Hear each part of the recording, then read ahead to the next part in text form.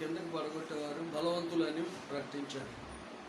ఆ సమయంలో చాలామంది బలవంతులు, బాగా కండలు తిరిగిన వారు, వస్తాదులు వచ్చారు. ఇదంతా అని బస్కీలు కొట్టి చేతులు దండలాడించి బలంతో దాన్ని తోస్తున్నారు, కానీ ఎవరు కదిలించలేకపోయారు. సాయంకాలం అయిపోయింది, బలవంతులు అందరి పని అయిపోయింది, ఒక్కడో బండరాయిని కదిలించలేకపోయింది. అప్పుడు అనౌన్స్ చేశారండి, బండరాయిని కదిలించే బలవంతుడే ఈ ఊర్లో లేడా అని. అంటే బక్కపలచగా ఉన్న ఒక వ్యక్తి ముందుకొచ్చి, నాకు ఒక అవకాశం ఇవ్వండి, నేను ఒక చిన్న ఆయుధాన్ని వాడతాను, చిన్న ఆయుధం, ఆ ఆయుధంతో ఈ బండను నేను కిందకి దొరిలిస్తాను, నాకు అవకాశం ఇవ్వండి అని చెప్పినప్పుడు, వీడు ఇంత బలవంతులే బండను కదిలించలేకపోతే బక్కపలచుకున్నాడు, వీడేం కదిలించగలడు, సరే నువ్వు ఏం వాడుతావు అంటే ఒక చిన్న గుణపాంత పట్టుకొని, నేను దీన్నే వాడుతానండి, దీనితో ఈ బండను నేను కదిలిస్తానండి. అందరూ నవ్వుకున్నారండి. ఇంత బలవంతులు కదిలించలేకపోతే వీడు ఏదో చేస్తారు, సరే చేయమంటే వాడు తిన్నంగా బండ దగ్గరికి వెళ్ళి ఏం చేయలేదండి. ఆ బండ కింద నా చిన్న ఆ మెరకను ఇలాగ అడిగించి, ఏమిటి తప్పుకుంటే ఆ బండ అంతా దొల్లి దొల్లి దొల్లి కింద. బలవంతులందరూ ఆశ్చర్యపోయారు, వారు బలాన్ని ఉపయోగిస్తున్నారు, కానీ వీడు జ్ఞానాన్ని ఉపయోగించాడు. స్తోత్రించండి. మనం కూడా మన బలాన్ని ఉపయోగిస్తున్నాం సాతాన్ని జయించడానికి, పాపాన్ని జయించడానికి, ఏమండి ఈ లోకాన్ని జయించడానికి. కానీ మన బలం సరిపోవడం లేదు, కదిలించలేకపోతున్నాం, నిర్వీణలం అయిపోతున్నాం, ప్రార్థన అన్నీ. కానీ అన్నిటికంటే జ్ఞానం మనకు చాలా అవసరం. అతడు వాడిన చిన్న వెపన్, ఆ కింద ఉన్నటువంటి ఆ కింద ఉన్న చిన్న మట్టిని ఇలా పెళ్ళగించగానే ఆ పెద్ద బండ ఏమీ ఉపయోగించుకుంటా కింద పడిన అందరూ చప్పట్లు పెట్టారు. ప్రియులారా, బలము కంటే జ్ఞానము గొప్పది. దేవునికి మహిమ కలుగును గాక. బలము కంటే జ్ఞానము గొప్పది. అందుకే ఆ జ్ఞానం దేవుడు మనకి ఇవ్వాలని ఆశపడుతున్నాడు. ఆ జ్ఞానాన్ని అడిగి పొందమని మనం కోరుతూ ఉన్నాడు. రాత్రి మనం ధ్యానించు ప్రార్థించే జ్ఞానం. కొన్నిసార్లు ఎంతో ఉపవాసాలతో శరీరాలు నెలకొట్టుకుని, ఎంతో ప్రయాసతో అంగలార్చి మన బలాన్ని అంతా ఉపయోగించి ప్రార్థిస్తున్నాం, కానీ ఏ జవాబులు పొందలేకపోతున్నాం. ఇలాగా ఎంతో స్తుతిస్తున్నాం, ఎంతో ఉపవాసాలు, ఎన్నో జాగరాలు చేస్తున్నాం, మన బలాన్ని ఉపయోగిస్తున్నాం, కానీ సాతాన్ని జయించలేకపోతున్నాం, పాపాన్ని జయించలేకపోతున్నాం, లోకాన్ని జయించలేకపోతున్నాం, ఓడిపోతున్నాం, కదిలించలేకపోతున్నాం. కానీ దీనికి ఒక్కటే జ్ఞానము చాలా అవసరము. దేవునికి మహిమ కలుగును గాక. ఆ జ్ఞానం మన దేవుని దగ్గర ఉన్నదే. మరోసారి యాకోబు పత్రికలు అంటాడు, మీరు ఎవరికైనా జ్ఞానం కొద్దిగా ఉంటే నన్ను అడగండి, ధారాళంగా నేను అది మీకు అనుగ్రహిస్తాను. పిల్లన మనం యేసు ప్రభు శిష్యుల్ని ఒక్కసారి మనం చూస్తే, వారు ఏమీ శాస్త్రాలు చదువుకోలేదు, వేదాంత శాస్త్రాలు చదవలేదు, వాళ్ళు ఏమీ పండితులుగా లేరు, కానీ పామరులు. దేవుని బిడ్డలారా, ప్రభు సన్నిధిలో 3.5 సంవత్సరాలు పరిచయం చేసి దేవునితో ఉండి పరిశుద్ధాత్మతో నింపబడిన వారు బోధిస్తున్నప్పుడు ప్రజలందరూ అంటున్నారు, ఈ పామరులు, ఈ విద్య లేని పామరులకు ఎంత పాండిత్యం ఎక్కడదే. స్తోత్రం చెల్లిద్దామండి. వీళ్ళరా, వీళ్ళు నిజమే చేపలు పట్టుకునే వాళ్ళు ఉన్నారు, పనులు చేసుకున్న వాళ్ళు, పశువుల కాపర్లు ఉన్నారు. వారికి ఏంటి ఇంత జ్ఞానం?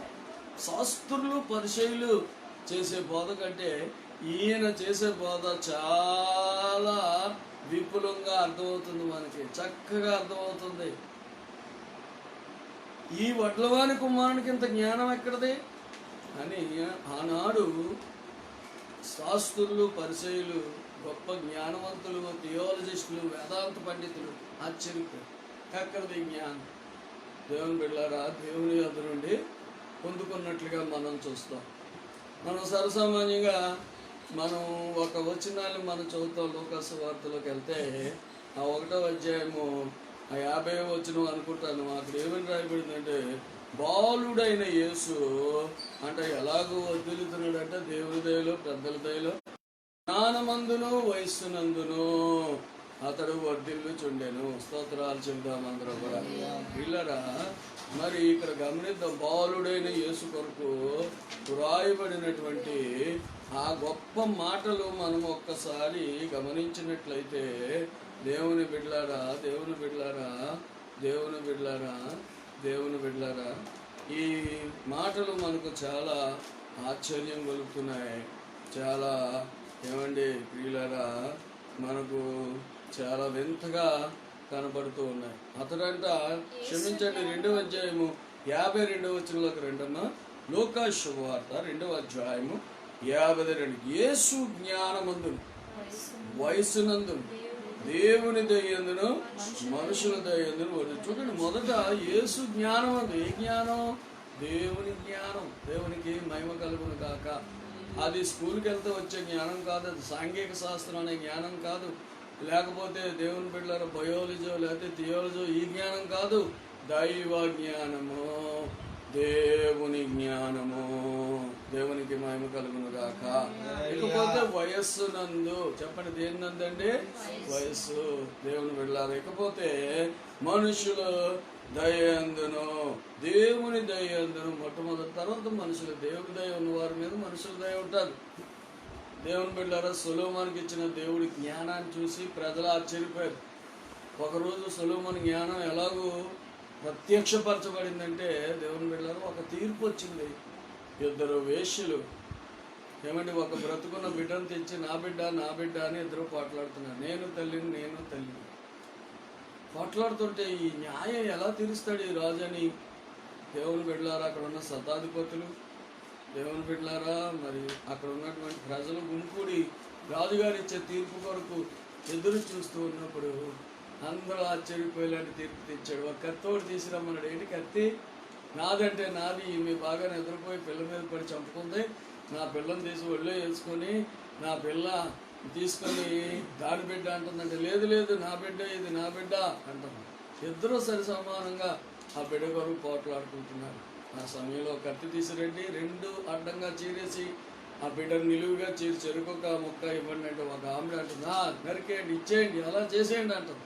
ఒక ఆవిడ అంటుంది, వద్దయ్యా వద్దు, ఎక్కడ బ్రతికినా నా బిడ్డ చల్లగా బ్రతికిని చంపొద్దు అని. అప్పుడు ఈమె నిజమైన తల్లిని తీర్పు ఇచ్చాడు. ఆ తీర్పుకి ప్రజలందరూ ఆశ్చర్యపోయారు. మా రాజు మామూలు రాజు కాదు, దైవ జ్ఞానము కలిగిన రాజు అని. ప్రజలందరూ దేవుని జ్ఞానం కలిగిన వాడు అని సొలొమోనుకి మరి ఎక్కువ భయపడ్డారంట. దేవునికి మహిమ కలిగిన కాక. దేవుని బిడ్డలారా, జ్ఞానంలో ఎదగాలి. స్తోత్రం, హల్లెలూయా. ఏమండి దేవుని బిడ్డలారా, యేసు జ్ఞానమందును వయసునందును. దేవుని బిడ్డలారా, ఇక్కడ ఎక్స్పీరియన్స్ ముఖ్యం కాదు, జ్ఞానం చాలా ప్రాముఖ్యం. సీనియారిటీ కాదు కావాల్సింది. దేవుని బిడ్డలారా, ఏమండి జ్ఞానం కావాలి. యేసు చిన్నప్పుడే ఆ తల్లిదండ్రులు చూడండి, ఒక రోజంతా నడిచినంత దూరం భార్య భర్తలు ఇద్దరు మాట్లాడుకుని కొడుకుని మర్చిపోయారు. ఎంత ప్రేమ, కొడుకు వస్తున్నాడో లేదో, మరలా ఏడి మనతో లేడు యేసు అని వారు తిరిగి రాబోతుకు 3వ రోజు పట్టింది. అప్పుడు యేసయ్యంట తనకంటే జ్ఞానుల మధ్య కూర్చొని దేవుని వాక్యాన్ని తర్కిస్తున్నాడంట. దేవునికి స్తోత్రం. అతడు అగుపరిచిన జ్ఞానానికి ఆ శాస్త్రులు పరిచయాలు హడలిపోయారు. ఓ ఏంటి కుర్రోడు ప్రతి శాస్త్రాన్ని ఎలాగో చక్కగా వివరించగలుగుతున్నాడు. ఎక్కడది జ్ఞానం అంటే దేవుని సన్నిధిలో నుండి వచ్చే జ్ఞానం, దైవ జ్ఞానం. ఈ లోకాన్ని ఓడించాలంటే మనకేం కావాలండి? దైవ జ్ఞానం కావాలి. దేవునికి మహిమ కలుగును గాక. దేవుని వెళ్ళారా, దేవుని జ్ఞానాన్ని అగుపరిచేవారు ముందు ఈ లోకం బలాదూరైపోతుంది. దేవుని బిడ్డలారు, మరొక విషయం కూడా ఈ సమయంలో మీకు గుర్తు చేయాలని ఆశపడుతున్నాను. స్టెఫను అగుపరిచిన ఆ మాటల్లో అగుపరిచిన జ్ఞానానికంట అక్కడ అన్నవారు అందరూ ఆశ్చర్యపోయారంట. దేవునికి మహిమ కలుగును గాక. ఒకసారి అపోస్తుల కార్యాల గ్రంథంలోకి మనం అందరం రావాలని ప్రభు పేరట మిమ్మల్ని అందరూ కూడా నేను కోరుతున్నాను. మొదటి హతసాక్షిగా అయినటువంటి స్టెఫనుకి ఎంత జ్ఞానం వచ్చింది.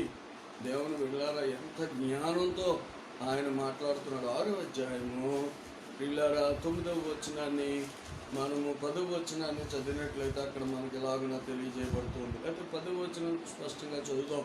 మాటలాడుట యందు అతడు అగుపరిచిన జ్ఞానమును, అతనిని ప్రేరేపించిన ఆత్మను వారు ఎదిరింపలేకపోయిరే.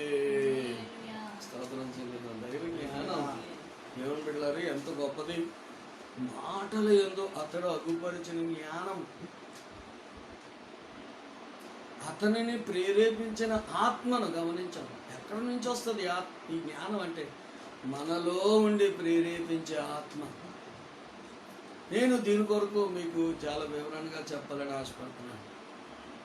ప్రియులారా, దేవుని వాక్యంలో మనం చూస్తే అగుపరిచిన ఆత్మ ప్రేరేపణ ఎలా ఉంటుంది. ఒక ఆత్మ ఒక సామాన్యుడి మీదకి వచ్చినప్పుడు అతడు అసామాన్యుడిగా ఎలా మారగలుగుతాడు. పరిశుద్ధాత్మ ప్రేరేపించినప్పుడు, పరిశుద్ధాత్మ ఒకరి మీద దిగినప్పుడు ఎలాంటి జ్ఞానాలతో నింపుతాడు. దేవుని వాక్యం చెప్తుంది. ప్రసంగి గ్రంథం లేదా సామెతల గ్రంథం 7వ అధ్యాయం 1వ వచనంలో చదివితే, జ్ఞానము 7 స్తంభములు కట్టుకొని దాని మీద స్థాపించబడిందంట. దేవుడికి మహిమ కలుగును గాక. దేవుని బిడ్డలారా, జ్ఞానం ఉండాలంటే అక్కడ 7 స్తంభాలు చాలా అవసరం. చూద్దాము సామెతల గ్రంథం 7వ అధ్యాయంలోకి ఒకసారి మనం దేవుని వాక్యాన్ని కులాంకసంగా ధ్యానం చేసుకుందాం. 7వ అధ్యాయం 1వ వచనం చదవండి అమ్మ. ఎవరైనా తీసారా తల్లి? లేకపోతే నేనే చదవాలని. అమ్మ ఒక్క క్షణం అమ్మ. అక్కడ రాయబడిన మాటలు దేవుని వాక్యంలో రాయబడి ఉంటాయి. జ్ఞానం అంటే 7 స్తంభాలు. ఏమండి?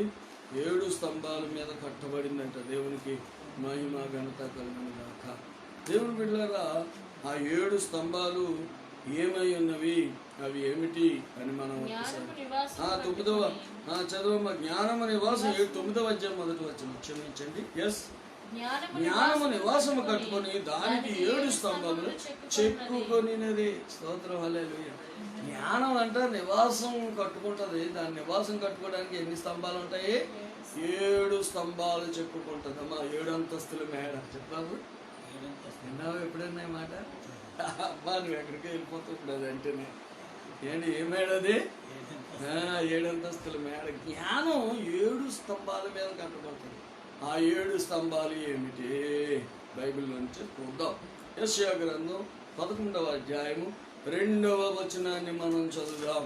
యెషయా గ్రంథం 11వ అధ్యాయము 2వ వచనం. ఆ 7 స్తంభాలు ఏమై ఉన్నాయి అని మనం గమనిస్తే, 7 స్తంభాలు కట్టకపోతే, 7 స్తంభాలు లేకపోతే ఆ ఇల్లు ఎలా పడిపోద్దో, వీక్ అయిపోద్దో. దేవుని బిడ్డలారా, 7 స్తంభాలు మనకు లేకపోతే మనం జ్ఞాన విహీనులం అయిపోతాం, అజ్ఞానులుగా మారిపోతాం. దేవుని బిడ్డలారా, జ్ఞానం అంట 7 స్తంభాల మీద కట్టబడింది. ఆ 7 స్తంభాలు ఏమిటి? చదువుదాం. యెహోవా ఆత్మ. 1 జ్ఞానము. దేవుని బిడ్డలారా, వివేకము. ఆధారముగా ఆత్మ. ఈ స్తంభాలు ఏంటండి? జ్ఞానము, వివేకము. గమనించండి, ఇది 1 స్తంభం జ్ఞానం, 2వ స్తంభం వివేకం. తర్వమ్మా. ఇకపోతే 4వది ఆలోచన అనే స్తంభం. ఏమండి? 3వది 4వది బలము అనే స్తంభం. ఏమండి? జ్ఞానము, ఆలోచన, బలము. జ్ఞానము, ఆలోచన, బలములకు ఆధారమగు ఆత్మ. 3 స్తంభాలు ఒకేసారి చెప్పాడు. జ్ఞానము, వివేకము, ఏమండి? ఆలోచన, బలం. దేవునికి మహిమ కలుగును గాక. ఇక్కడ 5 స్తంభాలు వచ్చేసేమని. 5 స్తంభాలు వచ్చాయండి. 5 స్తంభాలు. ఇవన్నీ కూడా దేవుని యొక్క జ్ఞానానికి ఆధారమగే ఆత్మలు. పరిశుద్ధాత్మ ఒకరి మీదకి వస్తే ఇవన్నీ వారికి ఆధారాలుగా మారుతాయి. 5 స్తంభాలు. ఇకపోతే మరొక స్తంభం ఏంటంటే 2 స్తంభాలు. దేవుని ఆత్మ, యెహోవా యందు భయభక్తులు పుట్టించు ఆత్మ. అంటే 7. 6వది ఏంటంటే భయము, 7 భక్తి. 7 స్తంభాలు వచ్చాయా? సంసానికి ఎన్ని జడలు వేసిందంటే చెప్పండి, చెప్పాలమ్మా. నా బలం ఎక్కడుంది, నా బలం ఎక్కడుంది, నా బలం ఎక్కడుంది అని పదే పదే ఆయన విసిగిస్తున్నటువంటి ఆ యొక్క దేవుని బిడ్డలారా, మరి ఆ ఢిల్లీలో అంటే లోకం. దేవుని బిడ్డలారా, ఆమె అడిగినప్పుడు రోజుకి విసిగించినట్టు తన బలం తన తలలో ఉందని చెప్పేశాడు. ఆమె చక్కగా తొడ మీద పడుకోబెట్టి 7 జడలని మంగళవాడిని పిలిపించి ఒక్కొక్క జాడ ఏం చేసిందండి, కత్తిరించి నున్నగా గుండు కొట్టించేసింది. తన బలం ఏమైపోయిందండి, తొలగిపోయింది. ఆధారమైన బలాన్ని పోగొట్టుకున్నాడు.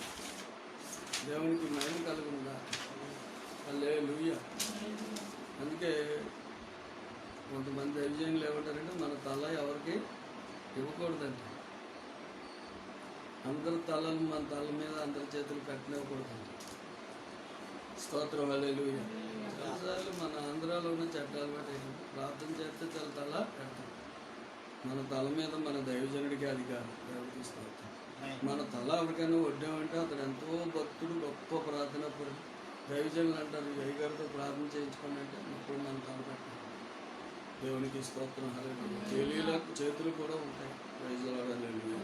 అంటే ఈ సందర్భంలో నేను చెప్తున్నాను, తన తల మీద దేవుంది అధికారం. ఇది నాన్న అధికారాన్ని డైలీలకు అప్పచెప్పేశారు. గుండు కొట్టించేసింది. బలవంత పోయింది. ఎప్పటిలాగే ఫిలిష్తీయులు వచ్చేసారు అనగానే అంతకుముందు నిర్వంజి చెవులు కడితే విదిలించుకొని దేవుని అగ్నితో ఫటాఫటమని తెంపేసింది. తలలో మేకులు కొట్టేసింది. వాసం మేకులు భూమిలోకి. ఫిలిష్తీయులు మీద పడుతున్నారు అని దాన్ని తెంపేసింది. అలాంటి పేతురు, మరి అలాంటి సంసన్ ఇక ఫిలిష్తీయుల మీద పడుతున్న ఎప్పటిలాగే విరచిమ్మాడు. కానీ యెహోవా ఆత్మ, యెహోవా బలం తన్ను ఎడవాసునని తెలియక వీకైపోయాడు, ఏం చేయలేక. అందుకే దేవుని బిడ్డలను మన 7 స్తంభాలు చాలా జాగ్రత్తగా ఉంచుకోవాలి. ఆ 7 స్తంభాలు దేవుని బిడ్డలారా, దేవుని బిడ్డలారా, దేవుని బిడ్డలారా మనం కంటదా పెట్టేసేయాలి. జ్ఞానము, తెలివి, ఆలోచన, వివేకము, బలము, తర్వాత భయము, భక్తి. 7 స్తంభాలు. స్తంభాలు కరెక్ట్గా ఉంటేనే ఆ ఇల్లు ఎంతైనా మీద కట్టుకోవచ్చు. మన జ్ఞానానికి 7 కూడా. జ్ఞానం, వివేచన, తెలివి, ఆలోచన, బలం, భయము, భక్తి. 7 కూడా మన జీవితాల్లో ఎప్పుడు ఉండాలి. అందుకే ఏ స్తంభం కూడా బలహీనం అవ్వకూడదు. భక్తి బలహీనం అవ్వకూడదు. భయం తగ్గిపోకూడదు. రాను రాను మనలో భయం తగ్గిపోతుంది. ప్రార్థన చేయకపోతే, దేవుడి దగ్గరికి వెళ్ళకపోతే ఇలా భయం తగ్గిపోతుంది. తగ్గనివ్వకూడదు. స్తంభం వీక్ అయితే ఒరిగిపోతుంది. భక్తి తగ్గిపోనివ్వకూడదు. చాలు అనే మాట అనకూడదు. దేవుని బిడ్డ సంతుష్టి సహితమైన దైవభక్తి గొప్ప జీవ సాధనము. స్తోత్రం చెల్లిద్దాము. ఈరోజు మన పనిపాట్లు లేకపోయినా మన భక్తి మనకు భోజనం పెడుతుంది. మీకు తెలుసా? ఎందుకో చెప్పన, యెహోవా యందు భయభక్తులు గల వారికి ఏమీ కొదవలేదు. ఎవరికి లేదు? డబ్బు ఉన్న వాళ్ళకి కొద్దు ఉండొచ్చు, అన్నీ ఉన్నవాళ్ళకి కొద్దు ఉండొచ్చు, కానీ భయభక్తులు కలిగిన వారికి.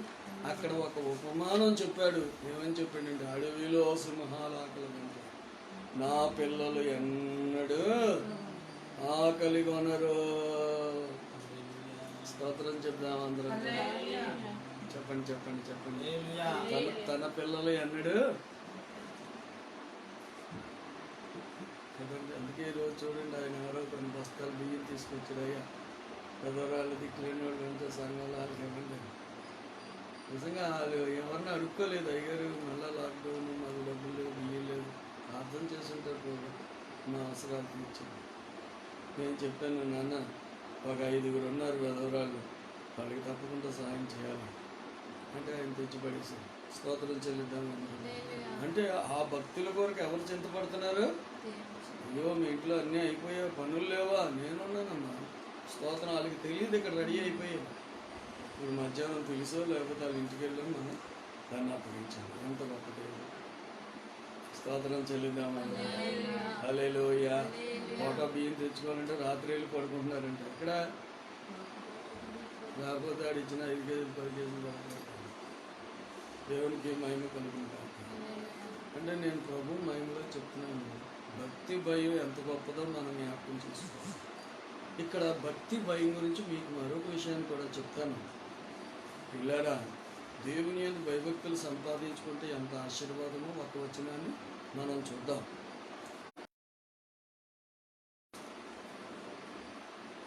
ఇరవై 22వ అధ్యాయం.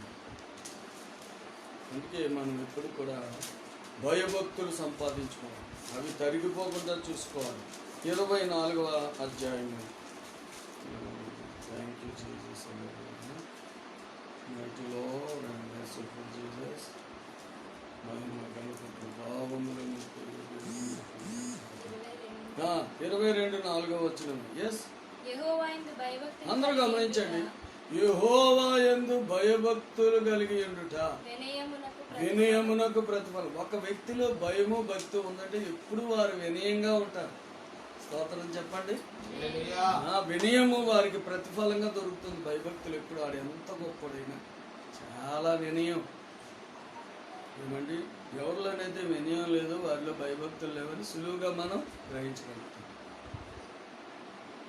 వినయమునకు ప్రతిఫలము, అంతేకాదు ఐశ్వర్యము. దేవుని యందు భయభక్తులు కలిగి ఉండడం వల్ల ఏం కలుగుతుందండి? ఐశ్వర్యం. సొలొమోనుతో ప్రభు అన్నట్టు, ఇచ్చాడా జ్ఞానమే కాదురా నాన్న, ఒక వ్యక్తికి ఘనత కలగాలంటే ఐశ్వర్యము, ఒక రాజుకి ఐశ్వర్యము.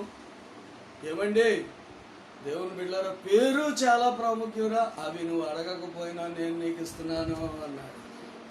స్తోత్రం చెప్తా అందరం. అందుకే దేవుని బిడ్డలారా, ఈ సందర్భంలో మరి ఒక మాట నేను మీ దృష్టికి తీసుకురావాలని ఆశ పడుతూ ఉన్నాను. 23వ అధ్యాయం సామెతల గ్రంథం 4వ వచనాన్ని మనం ఒకసారి చదువుదాం. ఐశ్వర్యము పొంద ప్రయాసపడకము, నీకట్ట అభిప్రాయం కలిగినను. దేవుడు ఇవ్వాలి మనకు ఐశ్వర్యం, మనం దాన్ని సంపాదించడానికి ప్రయాసపడకూడదు. మనము ప్రయాసపడవలసింది భయభక్తులు కలిగి ఉండడానికి ప్రయాసపడాలి. నువ్వు భయభక్తులు కలిగి ఉంటే ఐశ్వర్యం ఘనత నీ వెనకతలు పరిగెట్టుకొని వస్తుంది. మా నాన్నగారు ఎప్పుడు అనేవారు, బాబు ఎవరి దగ్గర సరస్వతి ఉంటుందో వాళ్ళ దగ్గర లక్ష్మి ఉంటుందిరా అనేవారు. అంటే అక్కడ దేవతలు కాదు ముఖ్యం, సరస్వతి అంటే జ్ఞానం. చెప్పండి ఎవరమ్మా? అంటే బాగా చదువుకున్నవాడి దగ్గర ఏముంటుందంట? బాగా చదువుకున్నవాడి దగ్గర ఏముంటుందంట? జ్ఞానం కలిగిన వాడి దగ్గర ఏముంటుంది? డబ్బు ఉంటుంది. హల్లెలూయా. మన పిల్లల్ని ఎందుకు ఇంజనీర్లు డాక్టర్లు చదివిస్తున్నారు? ఎప్పుడు మనకులా కాదు, వారు ఒక ఉన్నతమైనటువంటి జీవితాన్ని జీవించాలి. ఇంజనీర్లు చదివితే వాళ్ళు మనకులాగా చెమటలు కార్చుకొని కూర్చోరు. ఎప్పుడు ఏసీ, కార్లో వేసి, ఏమండి దొడ్లో వేసి, బెడ్లో వేసి, అన్నీ ఏసీలే. వారికి ఎంత సుఖమో. అంటే ఐశ్వర్యం ఉన్న వాళ్ళ దగ్గర ఏముంటుందంటే, దేవుని బిడ్డలారా, జ్ఞానం కలిగిన వారి దగ్గర ఐశ్వర్యం ఉంటుంది. అంటే భయభక్తులు గల వారి దగ్గర ఏముంటుంది? అందుకే లోకంలో కష్టపడి చదివిస్తున్నాం, ఎన్నో ప్రయాసాలు పడుతున్నాం.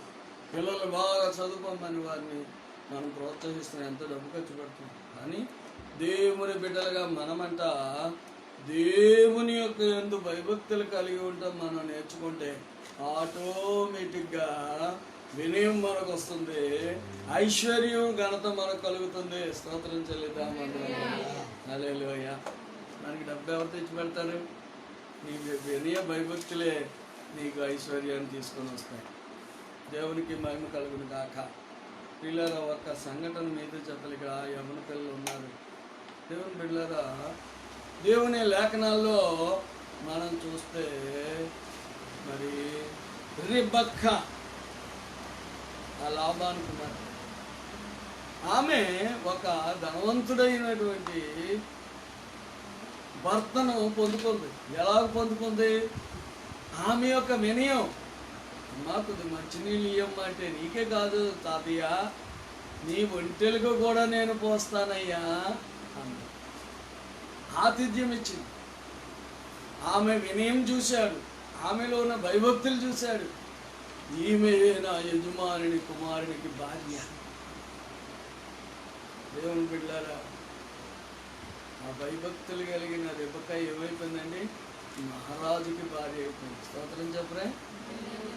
నీవు భయభక్తులు కలిగి ఉంటే దేవుడు నీకు మహారాజుని సిద్ధం చేస్తాడు. అని బిడ్డ, ఇంకా మరొక విషయం కూడా మీతో నేను చెప్పాలి. ఎస్తేరు, చెప్పండి ఎవరండి? ఎస్తేరు అంటే ఇక్కడ ఉన్న ఎస్తేరు కాదు అనుకుందాం, నీకు ఆ పేరే పెట్టారేమో దేవుడిని దీవించారు. ఎస్తేరు, ఆమె తల్లి తండ్రి లేదు, కానీ దేవుని యందు భయభక్తులు కలిగింది. ఆమె ముఖరూపం అంటే చాలా అందం కలిగింది. తన పిల్లతండ్రి ఏం చెప్తాడో ఎప్పుడు కూడా ఆ మాట దాటిపోలేదు. పిల్లల అందుకే దేవుడు ఏం చేశాడండి? ఆ భయభక్తులు కలిగిన ఆ ఎస్తేరుని ఏకంగా రాణిగానే దేవుడు చేసేసాడు. 120 సంస్థానాలకి చక్రవర్తిగా ఉన్నటువంటి దేవుని బిడ్డలారా ఆ రాజుని ఆమె భర్తగా పొందింది. దేవుడి దయ ఆమె మీద ఉంది. స్తోత్రం చెల్లిద్దామన్నా. అందుకే ఆ హేగే కూడా ఎస్తేరు మీద దయ కలిగి త్వరగానంట శ్రేష్టమైన అంతఃపురంలోనే శ్రేష్టమైన గది త్వరగా ఆమెకిచ్చి చక్కని చెలికత్తులని ఏర్పాటు చేసేదేమి రాయలేదు. ఏమిటి ఆమెకున్న హోదా, ఏమిటి ఆమెకున్న గొప్పతనం. ఆ దినాల్లో యూదులంటే విలువ లేని వారుగా ఉన్నారు, యూదులంటే అమ్మబడిన వారుగా ఉన్నారు, యూదులంటే దేవుని బిడ్డలారా వెలివేయబడిన స్థితిలో ఉన్నారు. కానీ అంత దయ ఆమె పొందడానికి గల కారణం ఆమె చదువేంటి, ఆమె డిగ్రీలు ఏంటి అని చూస్తే దేవుని యందు భయభక్తులు కలిగిన బిడ్డ, వినయము కలిగిన బిడ్డ, ప్రార్థనా పరురాలైన బిడ్డ. అందుకే దేవుని దయతో నింపబడింది. దేవుని దయ పొందిన వారు మనుషుల దయను పొందుకుంటారు. దేవుడు తన దయను ఎవరికి ఇస్తారంటే ప్రార్థించే వారికి ఇస్తారు. దేవునికి మహిమ కలుగును గాక. ఆయన యందు భయభక్తులు కలిగిన వారు దేవుని దయకు వారసులు. దేవుని బిడ్డలారా దేవుని దయకు పాత్రులుగా మార్చబడ్డారు. అందుకే ఎస్తేరు ఏమైపోయిందండి, రాణి అయిపోయింది. తన జనాంగాన్ని రక్షించుకునే ఒక గొప్ప సాధనంగా మార్చబడింది. ఆమెకున్న డిగ్రీలు కాదు, మరోసారి నేను మనం చూస్తున్నాను. దేవుని దయ పొందుకోవడానికి ఒకటే కారణం, ఆమె ఎవరి యందు భయభక్తులు కలిగి ఉందండి, సర్వోన్నతుడైన దేవుని యందు భయము భక్తి కలిగి ఉంది. కాబట్టి తన పెనతండ్రి ఏడలో కూడా ఏం చెప్తే అదే మాట. రాణి అయినప్పటికీ తన పెనతండ్రి మాటను ఎప్పుడు కూడా జవదాటలేదు. దేవునికి మహిమ కలుగును గాక. అందుకే ఐశ్వర్యం కలిగింది, ఘనత వచ్చింది. ఇకపోతే జీవము దాని వలన కలుగును. స్తోత్రం చెందాం అందరూ. హల్లెలూయా. చూడండి, భయభక్తులు కలిగి ఉండడం వలన ఐశ్వర్యం కలుగుతుంది, ఘనత కలుగుతుంది, జీవము దాని వలన కలుగును. పిల్లరా అందుకే మరి భయభక్తులు మనం సంపాదించుకోవాలి. జ్ఞానములో 7వ 6వ స్తంభాలు ఏంటంటే భయము భక్తి. దేవునికి మహిమ కలుగును గాక. సరే ప్రియులరా, నేను నా మాటల్లోకి వస్తూ ఉన్నాను. ఈ జ్ఞానం కదా 7 స్తంభాలు.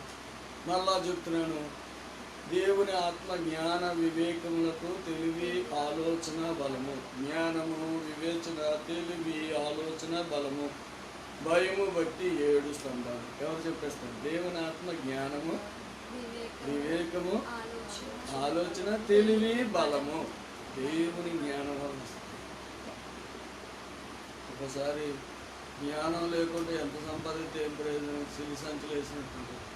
జ్ఞానం కలిగిన వారు ఏమండి చిన్న రూపాయిని సంపాదించుకుని ధనవంతులుగా మార్చబడ్డం మనం చూస్తాం. జ్ఞానవంతురాలు ఇల్లు కడుతుంది, మూర్తురాలు తన ఇంటిని ఓడబెరుకున్నాను రాయబడింది. ఈ జ్ఞానము దేవుని యందు భయభక్తులు కలుగుట వల్ల జ్ఞానం మనకు అద్భుతుంది అని రాయబడి ఉంది. ఆ జ్ఞానము ద్వారా ఐశ్వర్యము, ఘనత, స్థిరమైన కలిమి, జీవము దాని వల్ల మనకు కలుగుతాయని దేవుని వాక్యాల్లో మనం గమనిస్తాం. దేవునికి మహిమ కలుగుతాను. అందుకే దేవుని పిల్లరా, దేవుని జ్ఞానాన్ని మనం సంపాదించుకోవాలి. దేవుని జ్ఞానం దేవుని పిల్లరా ఎక్కడ దొరుకుతుంది? అందుకే పౌలు గారు ఒక మాట రాస్తున్నాడు. 2వ భాగంలోకి వస్తున్నాను. దేవుని వాక్యంలో మనం చూస్తే 1 తిమోతి పత్రిక 2వ అధ్యాయం 4వ వచనంలో ఈ మాటలు 2 భాగాలుగా చూస్తాం.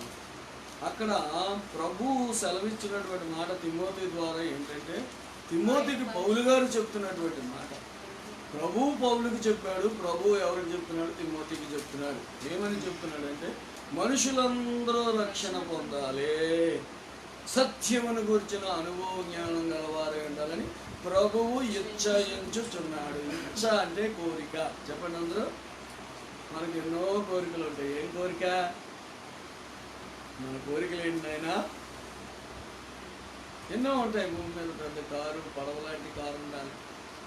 ఏమండి, మంచి ఎవరికి లేనంత గొప్ప ఇల్లు ఉండాలి. వస్త్రాలు ఉండాలి, పేరు ఉండాలి, ఘనత ఉండాలని మన కోరిక. ప్రభువు కూడా ఒక కోరిక ఉంది, తన పిల్లలంట ఒకటి రక్షణ పొందాలని ఆయన కోరిక అంట, రెండు నాట్ ఓన్లీ సాల్వేషన్, వారు సత్యమును గూర్చిన అనుభవ జ్ఞానము. చెప్పండి, ఈ జ్ఞానం ఏ జ్ఞానం అన్నాడు? సత్యములోనికి నడిచే జ్ఞానం, సత్యములోనికి నడిపించే జ్ఞానం. ఈ లోక జ్ఞానం ఎలాంటిది? సత్యములో ఉన్నవారిని కూడా అసత్యములోనికి నడిపించే జ్ఞానం. కానీ దైవ జ్ఞానం ఎలాంటిదంటే పాపములో శాపములో ఉన్నవారిని కూడా దేవుని బిడ్డలారా నీతిలోనికి, పరిశుద్ధతలోనికి, పవిత్రతలోనికి, ఏమండి శాపములో నుండి ఆశీర్వాదంలోనికి, మరణములో నుండి జీవములోనికి నడిపించే జ్ఞానం. ప్రభు యొక్క కోరిక ఏంటంటే రక్షింపబడితే చాలదు, అది ఒక కోరిక. ఆ తర్వాత సత్యమును గూర్చిన అనుభవ జ్ఞానము. అనండి మాట, అనుభవ జ్ఞానము. అనుభవ జ్ఞానం అంటే అర్థమేంటి? ఎవరో చెప్తే కాదు, మనం అనుభవించి తెలుసుకున్నాం. ఈరోజు ప్రార్థనలో ఉన్న శక్తిని నువ్వు అనుభవిస్తే ప్రార్థన వేస్ట్ అని ఎవడన్నా అంటే మనం ఏమంటాం? వేస్టా టేస్టా నీకేం తెలుసు అంటాం. ఎందుకంటే మనం అనుభవించాం ఆ ప్రార్థనలో ఎన్నో మేలును మనం చూసాం. ఉపవాసం ఎందుకు ఉండాలి? దండగా అని ఎవరైనా అంటే ఉపవాస ప్రార్థన ద్వారా పొందిన జయాలు అనుభవించాం కాబట్టి ఎవడో చెప్తే మనం వినం. ఆ అనుభవం లేకపోతే మనకు చిన్న బ్రేక్ పడుతుంది, అవునా కాదా అనుమానం. అందుకే అనుభవం, ఆల్ నైట్ ప్రేయర్లో ఉన్న అనుభవం దేవునికి స్తోత్రం. రాత్రి ప్రార్థిస్తే కలిగే మేలులు, దీవెనలు, ఇవి దేవుని బిడ్డల అనుభవాలు. అందుకే బైబిల్లో మనం యెహోవా ఉత్తముడు అనే రుచి చూచి తెలుగు. రుచి చూసినోడికి అనుభవం, రుచి లేనివాడికి ఏంటంటే అనుభవం లేదు. ఏ దేవుడైనా ఒకటే అంటాడు, అది ఎంత వాదిస్తాడు. అన్ని దేవుడు ఒకటే, మీ దేవుడు ఒకటే, కావాలంటే చూసుకో, మీ దేవుడు ఫోటో పెట్టి దానికి కూడా అటువంటి కొబ్బరికాయ కొడుతున్నాడు అంటాడు. వాడు అనుభవం, అది అనుభవం లేదు వాడికి. ప్రభు అంటున్నాడు అనుభవంతో కలిగే జ్ఞానం. దేవునికి మహిమ కలుగును కాక. నిజంగా శ్రమలు పొందుతున్నప్పటికీ అందులో ఉన్నటువంటి మాధుర్యాన్ని, శ్రమలు పొందిన తర్వాత సువర్ణంగా మనం మారుతామని అనుభవంతో, జ్ఞానంతో ఉన్నవారు ఎన్ని శ్రమలైనా ఈజీగా తీసుకొని దేవుడిచ్చాడు, దేవుడికి స్తోత్రం అంటారు యోగులాగా. దేవుడికి ఒకసారి స్తోత్రం. అది యోగు అనుభవం. అన్నీ పోయినా ఏమంటున్నాడమ్మా? దేవుడిచ్చాడు, దేవునికి స్తోత్రం. అనుభవం. అనుభవంలో లేనివాడికి ఏం తెలుస్తుందో? తిట్టేసి దేవుడు తిట్టారో బాబు, ఎందుకు వచ్చింది, దేవుడు పెట్టాడు అని తీసేస్తారా? దూషించి అంటుంది భార్య అనుభవం. అది ఊరికిరాడు మాట్లాడకుండా దేవుడు ఇచ్చాడు, తిన్నాం, కొట్టాడు, పడదాం, దేవునికి స్తోత్రం అమ్మా. ఇవన్నీ ఏమైనా తెచ్చావా? దేవుడే మనకి ఇచ్చాడు, ఆయనే తీసుకున్నాడు. పిల్లలు మనకి ఇచ్చాడు, ఆయన తీసుకున్నాడు. ఆయనకి స్తోత్రం చెప్పమ్మా అని మాట చేతను కూడా దేవుణ్ణి దూషించలేదు, మనకి చేత ప్రార్థించలేదు. ఇది అనుభవం. ఇకపోతే దేవుని బిడ్డలారా, దేవుని ఒకటే మరి రక్షణ గురించినటువంటి ప్రతి ఒక్కరూ రక్షణ పొందాలి. రక్షణ దేనికి?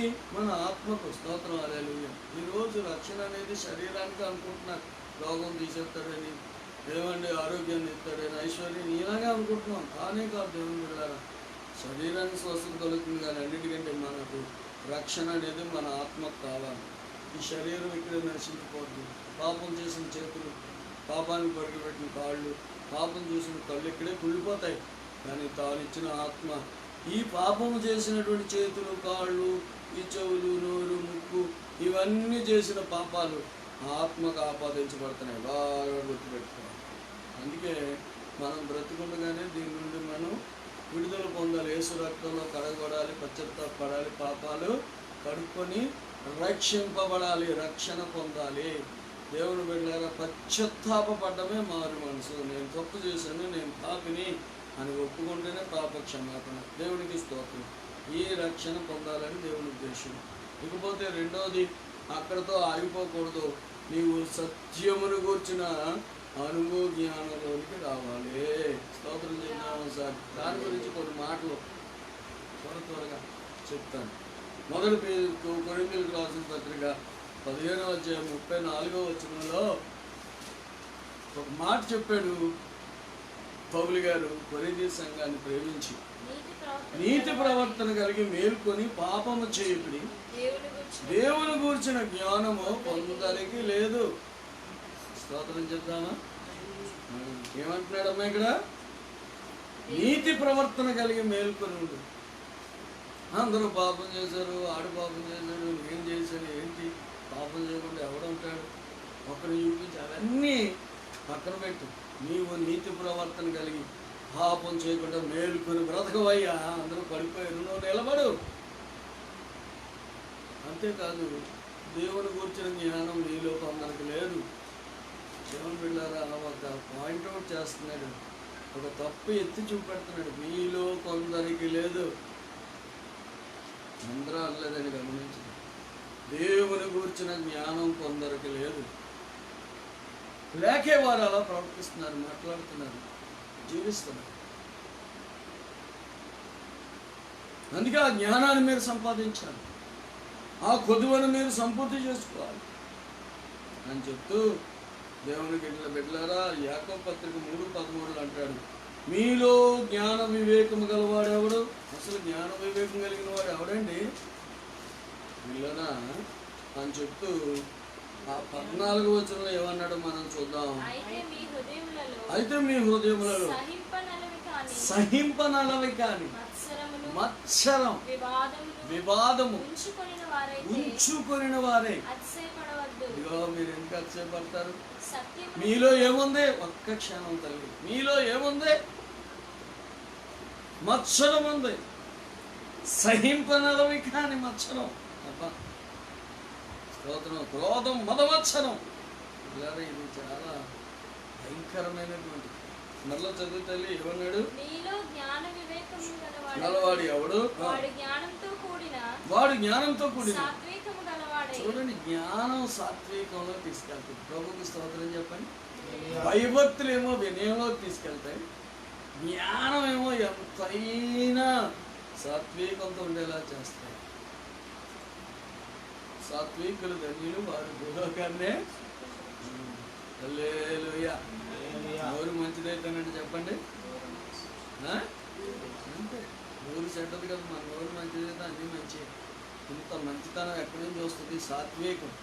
అందుకే ప్రభు ఏమన్నాడు? తను దూషించిన వారిని కూడా క్షమించే ప్రభు వీరు ఏం చేస్తున్నారో. దేవుని బిడ్డలారు, ఇక్కడ ఒక మాట చెప్పాలి, మన ప్రార్థన మనకు సాత్వికాన్ని ఇస్తాం, ఓర్చుకునేటట్లుగా చేస్తాం, సహించుకునేటట్లుగా చేస్తుంది. అదే ప్రార్థనలో ఉన్న దేవుని బిడ్డలారా శక్తి మనలను మారుస్తుంది, శాంతం గలవారుగా చేస్తుంది. శాంత గుణము గలవాడు దేవుని బిడ్డలారా మన కోపాన్ని లోపల అణుచుకుంటాడండి. ఆత్మస్థం ఉంటుంది, కానీ ఆ శాంతి ఇక్కడ చెప్తున్నాడు. ఆ జ్ఞానం వారికి సాత్వికాన్ని కలుగజేస్తుంది. తన యోగ్య ప్రవర్తన వల్ల తన క్రియలు మనం అంటే మన యోగ్యమైన ప్రవర్తన వల్ల మన క్రియలు కనపరుస్తాం. దేవుని బిడ్డలారా, మాటలు వేరు, క్రియలు వేరు. అందుకే మనం ఎన్ని మాట్లాడినా మన క్రియలు చెప్పేస్తాయి మనం ఏమైందని. అందుకే దేవుని బిడ్డలారా, మన యోగ్యమైన ప్రవర్తన ద్వారా మన క్రియలు కనపరచాలి. తర్వాత చదివేమో నమ్మకంలోకి వచ్చాను.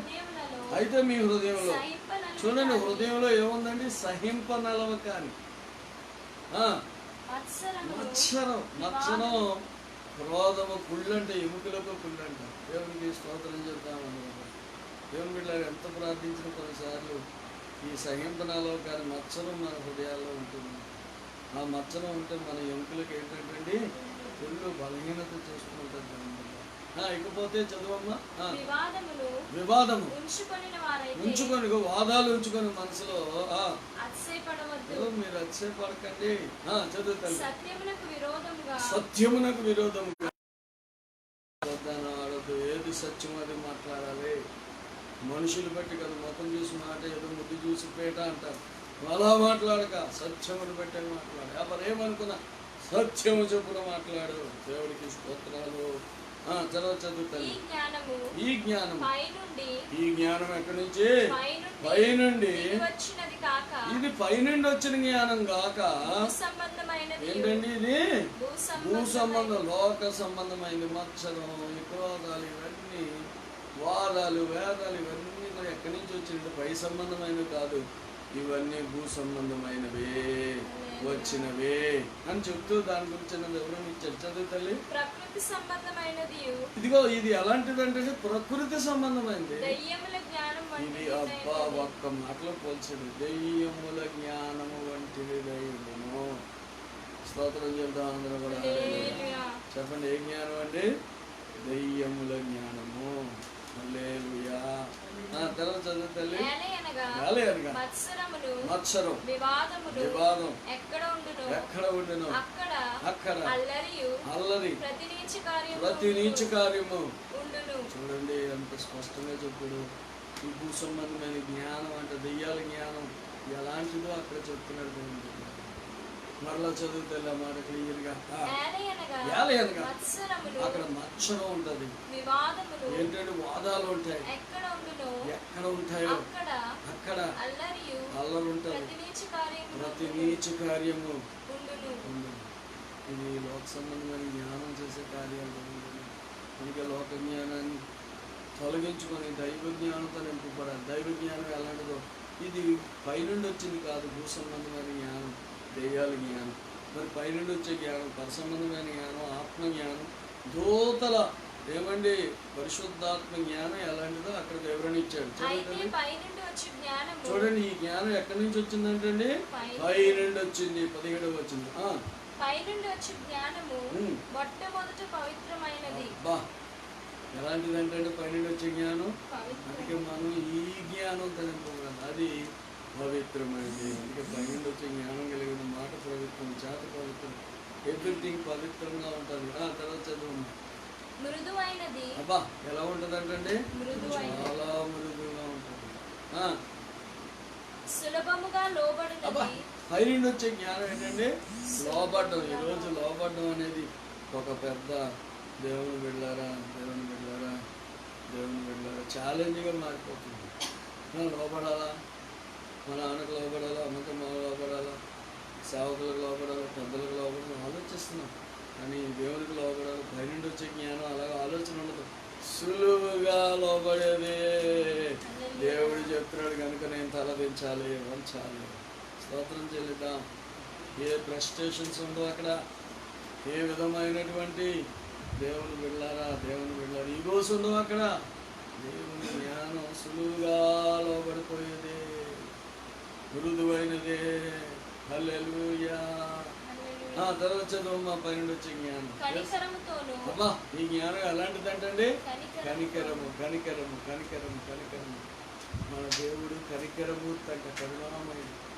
అందుకే కనికరము చూపుటయందు సంతోషించు, మరల నాయందు నా దోషములన్నీ అణచివేసి సముద్రగాధములో పడవేసినవాడా, నా మన్నించి వంటివారు నాటిలను, ఏ విధముగా నీ రుణము తీర్చును, ఎలాగా నిన్ను.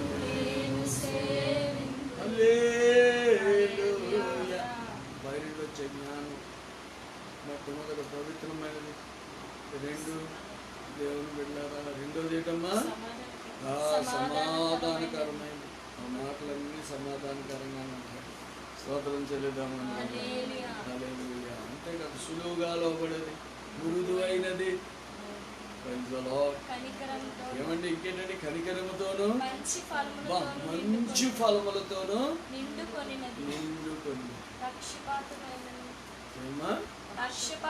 అది కనికరముతోను దేవుని వెళ్ళారా మంచి ఫలములతోను నిండుకొనినది. దానికి ఏముండదమ్మా పక్షపాతం, తల్లి పిల్ల భేదం ఉండదండి, పక్షపాతం లేదు. తెలుసా? దేవుడికి స్తోత్రం చెల్లింది. ఇదే పైనుండి వచ్చే జ్ఞానం. తర్వాత దాంట్లో వేషధారణ లేదు. వేషధారణ అంటే ఎక్కడికక్కడ వేషాలు. ఒక రోజు అయితే మీకు చెప్తాను వేషధారణ అంటే. ఒక ఊర్లో పల్లెటూరులో ఆ శ్రీరామనవమి ఏదో వస్తుంది కదా, ఆ పండుగల్లో వేషాలు వేయాలి. ఊళ్ళో అందరూ ఒక నాటకం వేస్తున్నారు. ఆ నాటకంలో ఒక కుర్రోడికి శ్రీకృష్ణుడి పాత్ర. వాడు నల్లగా చక్కగా ఉంటాడు, శ్రీకృష్ణుడిలాగా. కానీ ఆడు ఏం పని చేస్తాడంట, హోటల్లో అతను సప్లై ఎవడైతేనే అవుతాయి గ్యాస్ వేయడానికి. అతనికి చక్కగా విగ్గు పెట్టి అమ్మా అన్నీ పెట్టి శ్రీకృష్ణ అందరూ అబ్బా దండం పెడుతున్నారు, అబ్బా నల్ల శ్రీకృష్ణుడు నల్ల శ్రీకృష్ణుడు నల్ల శ్రీకృష్ణుడు అద్భుతంగా ఉన్నాడు. డైలాగ్ చెప్పాలి. అతను ఇలా అతను పడుకొని ఉంటాడు. ఎలాగా పడుకొని ఉండేటప్పుడు అర్జునుడు వచ్చి కాళ్ళ దగ్గర ఉంటాడు, ఆ దుర్యోధనుడు వచ్చి తల దగ్గర ఉంటాడు. అప్పుడు కళ్ళు ఇప్పగానే అర్జునుడు కనబడతాడు.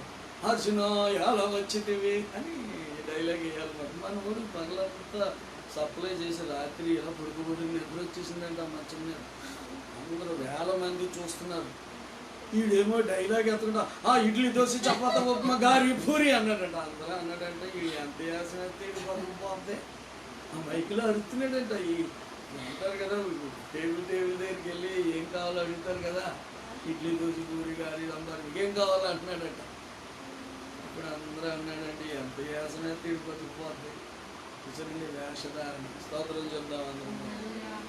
భక్తి విషయంలో వేషధారణ కనుక దేవుడు వేషధారులను ద్వేషించదు.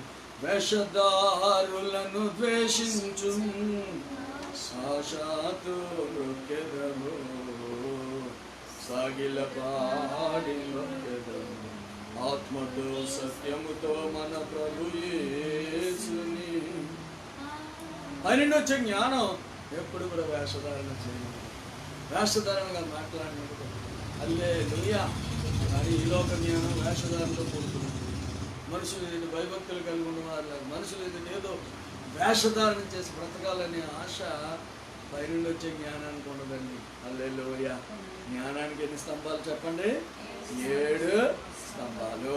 అందులో ప్రాముఖ్యమైన పిల్లర్స్ ఏంటంటే భయము, భక్తి, తెలివి, ఆలోచన, బలము, వివేచన 5, 2 భయము, 7 స్తంభాల మీద కట్టబడినది.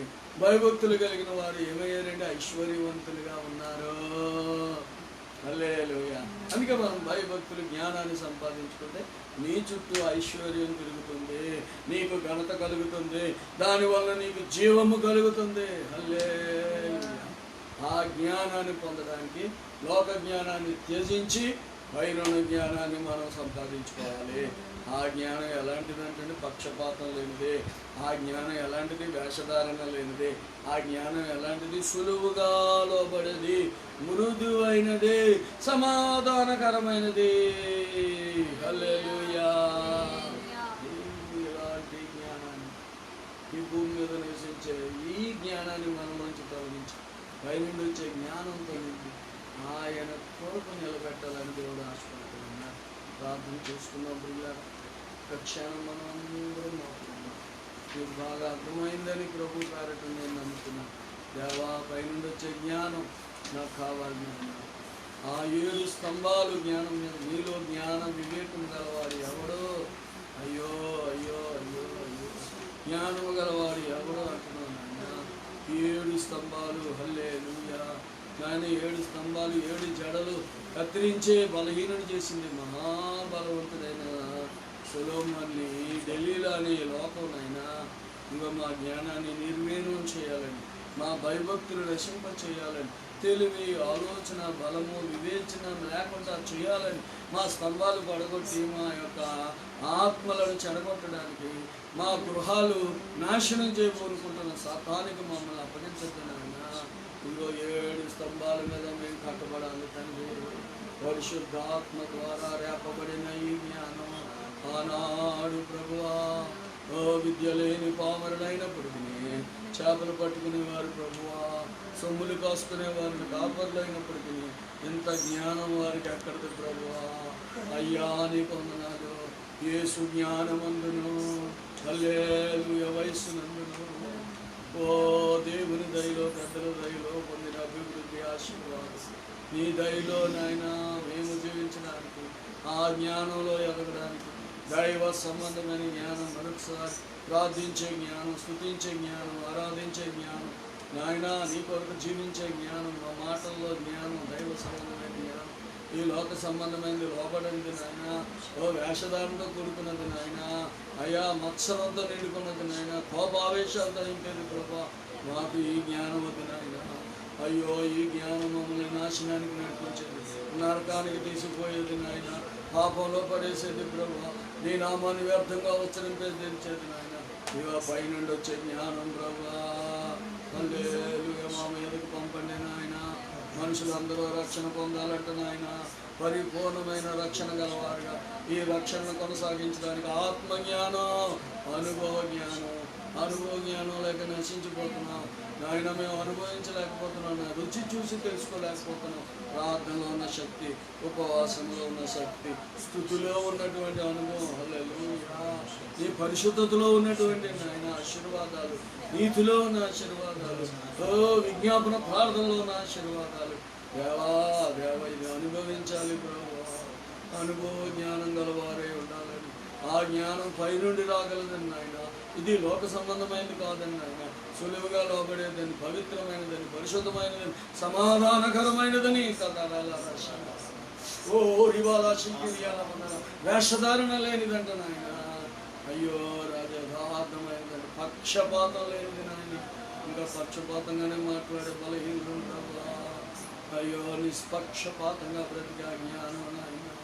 7 స్తంభాల మీద మమ్మల్ని కట్టుకోవడానికి ఆ దైవ జ్ఞానంతో నన్ను నింపండి, ఆ దైవ బలంతో నింపండి.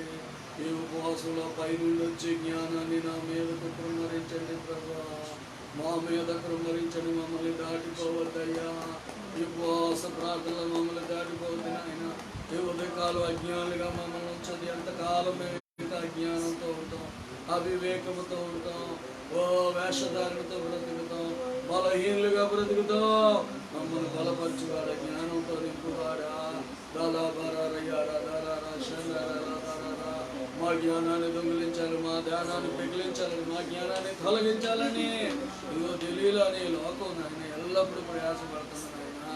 అయ్యో రాజా, జ్ఞానం కలిగి, బుద్ధి కలిగి, తెలివి కలిగి మా జ్ఞానాన్ని నాయన స్థిరపరచుకొని నీ రాకకు సిద్ధపడి అనేకులు సిద్ధపరచడానికి, అనేకులు నీ కొరకు కట్టడానికి, హల్లెలూయా, మా గృహాలు నిలబెట్టుకోవడానికి, మా ఆత్మీయ జీవితాలు నాయన బలపరుచుకోవడానికి, అనేకుల్ని కట్టడానికి కావాల్సిన జ్ఞానం నాయన. ప్రార్థించే జ్ఞానం, మరొకసారి స్తుతించే జ్ఞానం, ఆరాధించే జ్ఞానం ప్రభువా. ఏ రీతిగా నేను ఆరాధించాలో, పూజించాలో ఆ జ్ఞానం నాయన. ఆ భయభక్తులు మా జీవితంలో కలిగించాయి. ఇంతవరకు లోకంలో ఉన్నాం కాబట్టి లోక జ్ఞానంతో బతికేసాం. ఆ జ్ఞానం నిరుపయోగమైనది నాయన. ఆ జ్ఞానం లోబడైనది ప్రభా. ఆ జ్ఞానం వేషధారణ నాయన. ఆ జ్ఞానం ప్రభా మాకు రక్షణార్థమైంది కాదు ప్రభా. ఆయన లోక జ్ఞానం తీసేసి పైనుండి వచ్చి ఆ జ్ఞానం ఈ దినము మమ్ములను నింపండి. ఆ జ్ఞానాత్మను మాకు ప్రసాదించండి. మా జ్ఞానేంద్రియాలు రేపండి నాయన. ఇదిగో మా యొక్క జ్ఞాన హృదయం మాకు కలిగి చేయండి నాయన. మా మనోనేత్రములు వెలిగించండి. ఇంతవరకు ఇదే జ్ఞానం అనుకో నశించిపోతున్నాము. పైనుండి జ్ఞానం ఉందండి నాయన. దాన్ని మేము సంపాదించుకోవాలండి నాయన. మమ్మల్ని రేపుచున్న మా తండ్రి, మాతో మాట్లాడుచున్న మా తండ్రి, నీ కృప మాకు చాలు నాయన. మార్చండి. ఆత్మజ్ఞానం కలిగించండి. మా జ్ఞాన హృదయం కలిగించండి. నాలో అజ్ఞానం తీసివేయండి, అజ్ఞానం తీసివేయండి. జ్ఞానాన్ని సంపాదించుకోండి, భక్తిని సంపాదించుకోండి, భయమును సంపాదించుకోండి, భయభక్తులు సంపాదించుకోవడానికి జ్ఞానము, వివేచన, తెలివి, ఆలోచన, బలము, భయము, భక్తి అని 7 స్తంభాల మీద కట్టుకోవడానికి. ఇందులో ఏ స్తంభం లేకపోయినా ఆ ఇల్లు గులిగిపోద్ది నాయన. ఆత్మీయ జీవితం పడిపోద్ది నాయన. నీ ఇచ్చ ఏమిటంటే, నీ ఆశ ఏమిటంటే, ఒకటి మేము రక్షణ పొందాలి, 2 అనుభవ జ్ఞానాన్ని పొందాలి నాయన. మొదటిది రక్షింపబడ్డాను, కానీ అనుభవ జ్ఞానం లేని వారు మేము నశించిపోతున్నాం. కనుక నాయన నీ ఆత్మ జ్ఞానం, అనుభవించే జ్ఞానం నాయన మేము కలిగి ముందుకు సాగిపోవడానికి నీ అభిషేకాన్ని మాకు ఇచ్చింది. ఈ దినం నాతో ఉన్నావు, మాతో ఉన్నావు, నీకే మహిమ చెల్లిస్తున్నాను. ప్రార్థన చేసుకున్నాను, ప్రార్థన చేసుకున్నాను, ప్రార్థన చేసుకున్నాను.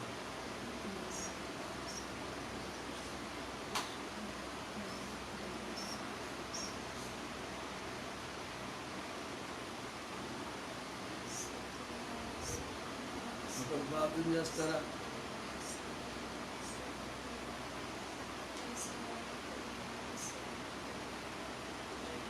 గొప్ప దేవుడా, సర్వశక్తిమంతుడు, ఇదిగో నాయన ఈ పగటి వేళ మాతో మాట్లాడాలి. మీ మేము ఎక్కడ కూలిపోతున్నామో రాలిపోతున్నాం, మా భక్తి ఎక్కడ వ్యర్థమైపోతుంది, ఏమీ లేక నశించిపోతున్నాం, మా రక్షణ పోగొట్టుకున్నాం దేవా. ఏ జ్ఞానం లేక నాయన సమస్యలిపోతున్నాము, ఈ లోక జ్ఞానమే పైన జ్ఞానం అని మోసపోతూ తల్లి నశించిపోతున్నాం. మాకు ఈ జ్ఞానం కానే కాదని, ఆత్మ జ్ఞానం ఉందని, దైవ జ్ఞానం ఉందని, పైనుండి వచ్చే జ్ఞానాన్ని మీకు ఇస్తానని, ఆ జ్ఞానం మీద మేము కనపడాలని నాతో మాట్లాడాలి. 7 స్తంభాలు రాదా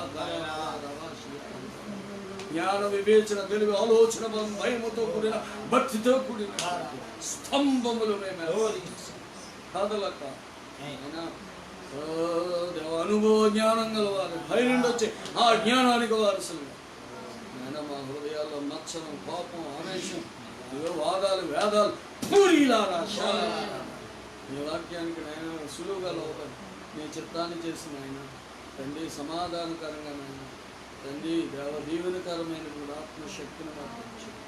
ఇవన్నీ మళ్ళీ ఇంటికి వెళ్ళి మేము ప్రార్థన చేసుకున్నాం, నీతో గడపడానికి చిత్తమైతే రాత్రి త్వరగా మేము నీ సన్నిధి మాతో ఉన్నామని ఎండవేళ ఆలస్య సమస్యల్ని మా ప్రాణాలకు గొప్ప త్రాణ పుట్టించము.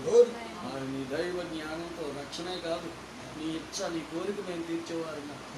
నా పిల్లలారా మీరు దైవ జ్ఞానం పొందనిది నా కోరిక, అనుభవ జ్ఞానం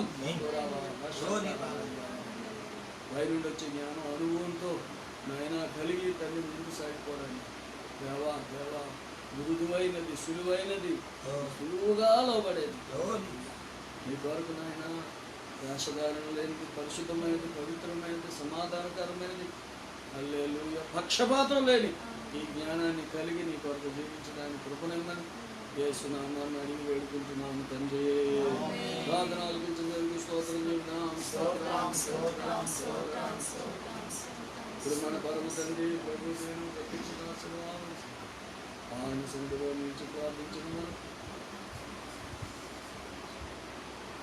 ఈ దగ్గర ఉపవాస కొడుకులు కానీ సన్నిధి తోడుగా నుండి నడిపించిన God bless Israel, revive. Thank you, Jesus. Hallelujah. Shalom.